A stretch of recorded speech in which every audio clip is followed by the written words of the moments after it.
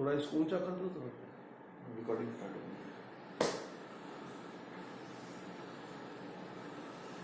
अब बोलो, मैं शुरू के 4 सेकंड। ज्योतिष दीप चैनल में आप सभी का बहुत बहुत स्वागत। जैसा कि ज्योतिष दीप में चैनल के माध्यम के द्वारा कल वास्तु शास्त्र के पूर्व भाग में आपको वास्तु पुरुष का परिचय, वास्तु शास्त्र की उत्पत्ति, वास्तु पुरुष का उत्पन्न होना बतलाया जा रहा था। उसमें अंधक भगवान शिव के द्वारा मारा जाता है और भगवान शिव को कठोर परिश्रम करने के फलस्वरूप अत्यधिक पसीना आता है। पसीना से एक वीर पुरुष, एक जीव और पैदा हो जाता है जो अंधक के रक्त का पान करता है, जिससे उसकी भूख अत्यधिक बढ़ रही है और वह पुनः भगवान शिव की तपस्या करता है और तपस्या के फलस्वरूप भगवान शिव प्रसन्नचित होते हैं और प्रसन्नचित होकर के उसको वरदान देने के लिए तत्पर हो जाते हैं। वह जीव या वह पुरुष, वीर पुरुष भगवान शिव से कहता है कि हे भोलेनाथ, मुझे अत्यंत भूख लग रही है, इस तीनों लोकों के स्वामी मेरा भोजन बन जाए, मुझे ऐसा वरदान दीजिए। भगवान भोलेनाथ भोले हैं और तथास्तु कह करके उसको वरदान दे देते हैं। वही वीर पुरुष पूरे तीनों लोकों में हाहाकार मचा देता है। सभी ऋषि मुनि तपस्वी संतों मनुष्यों को वह अपना आहार बनाने लग जाता है, जिससे सभी देव पुरुष, ऋषिगण, मुनिगण, संतगण सब एकत्रित होकर के भगवान शिव के पास में जाते हैं और उनसे प्रार्थना करते हैं कि भोलेनाथ, एक जीव को, एक राक्षस को आपने मृत्यु प्रदान की, दूसरा जीव फिर पैदा हो गया जो सभी संत पुरुष ऋषि मुनियों को का रक्तपान कर रहा है, सबको पीड़ित कर रहा है। इस स्तुति को सुनकर के भगवान शिव ने समस्त 33 करोड़ देवी देवताओं को बुलाया और 33 करोड़ देवी देवताओं में से जो देव गण इस वीर पुरुष को पकड़ सकते हैं वे सामने आ जाएं। इस कथन के अनुसार उन देवी देवताओं में से, समस्त देवी देवताओं में से 45 देवता बाहर निकल के आए और उन्होंने कहा कि हे भोलेनाथ, आपके आदेशानुसार हम इस कार्य को करने के लिए तैयार हैं, तत्पर हैं और आप हमको आदेश दीजिए। ये जो 45 देवता थे, वही 45 देवता हमारे इस प्रकार से थे। पहले देवता थे सिखी, दूसरे देवता थे पर्जन्य, तीसरे देवता थे जयंत, चौथे देवता थे इंद्र, पांचवें देवता थे सूर्य, छठवें देवता थे सत्य, सातवें देवता थे भ्रशम, आठवें देवता हमारे आकाश, 9वें देवता थे अग्नि और 10वें देवता थे पूषा, 11वें देवता थे वितत 12वें देवता थे ग्रहक्षत, 13वें देवता थे यम, 14वें देवता थे गंधर्व, 15वें देवता थे भृंगराज, 16वें देवता थे मृगी, 17वें देवता थे पितर, 18वें देवता थे गौवारिक, 19वें देवता थे सुग्रीव, 20वें देवता थे पुष्पदंत, 21वें देवता थे वरुण, 22वें देवता थे असुर, 23वें देवता थे सोस, 24वें देवता थे पाप, 24वें देवता थे पाप, 25वें देवता थे रोग और 26वें देवता थे नाग, 27वें देवता थे मुख्य, 28वें देवता थे भल्लाट, 29वें देवता थे सोम, 30वें देवता थे सर्प और 31वें देवता थे अदिति, 32वें देवता थे दिति। इस प्रकार से ये 32 देवता जो उस वीर पुरुष के,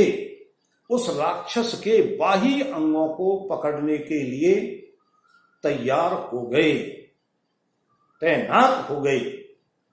इन 32 देवताओं के अलावा 13 देवता जिन्होंने वास्तु पुरुष के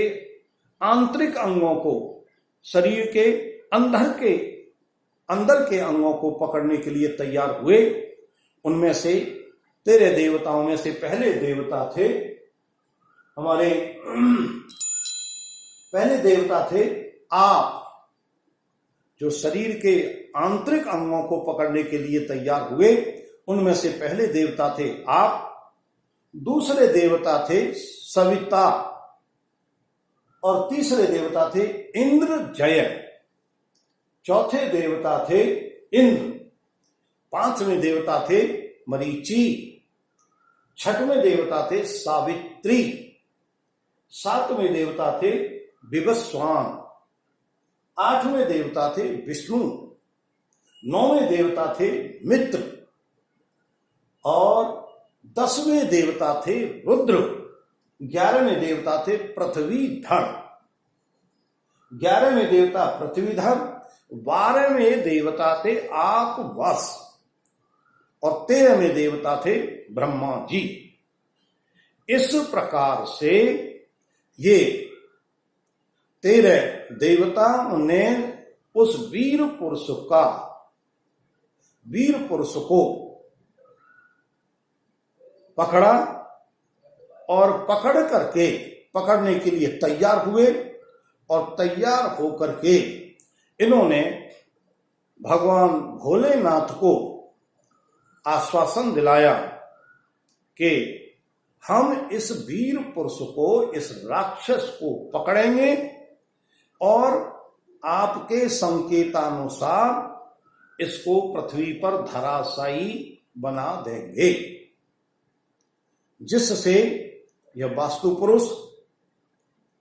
हमारे बस में आ जाएगा। इन सभी देवताओं ने, 45 देवताओं ने मिलकर के जो वास्तु पुरुष के अंगों को पकड़ा, वह इस प्रकार से वर्णन है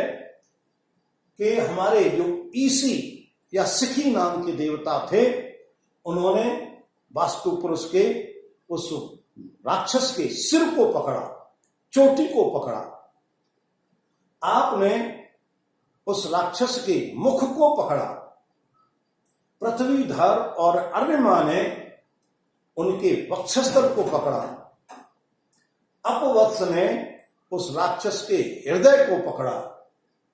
दिति और इंद्र ने उस राक्षस की भुजाओं को पकड़ा। सूर्य और सोम ने उनके हाथों को पकड़ा तथा रुद्र और राजयक्षमा ने उस राक्षस के बाएं हाथ को पकड़ा तथा सवित्र और सविता ने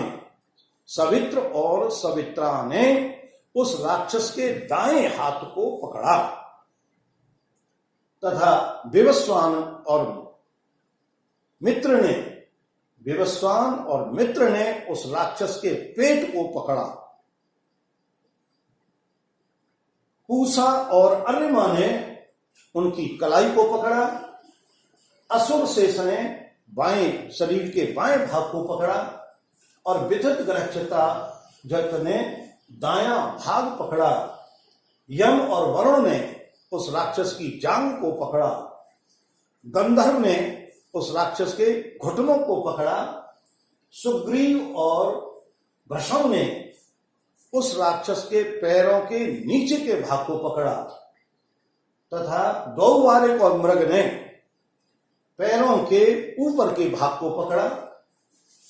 और जय और शक्र ने पैरों के ऊपर जो बाल उगे हुए थे उन बालों को पकड़ा तथा ब्रह्मा ने उनके हृदय को पकड़ा और इस प्रकार से पकड़ करके उस राक्षस को उन्होंने पृथ्वी के ऊपर उल्टा नीचे की तरफ मुंह करके उस पृथ्वी के ऊपर धराशायी कर दिया, डाल दिया। उस राक्षस का मुख नीचे की तरफ था और सभी देवगण उसके सभी अंगों को पकड़ करके उसको बड़ी शक्ति के साथ में दबाए हुए थे और उस दबने के कारण से वह राक्षस बहुत ही व्याकुल होने लगा, पीड़ित होने लगा और पीड़ित होने के बाद वह भगवान शिव को पुनः याद करने लगा और जब पुनः याद करने लगा तो भोलेनाथ फिर उसके ऊपर दया का भाव रखने का प्रयास किया अथवा दया का भाव दर्शाने लगे। इस प्रकार से वह राक्षस वास्तु पुरुष के रूप में उन 45 देवताओं के द्वारा वह पृथ्वी पर धराशायी हुआ। यदि आप इस ज्योतिष दीप चैनल के माध्यम से वास्तु पुरुष के एक एक अंग को एक एक भाग के रूप में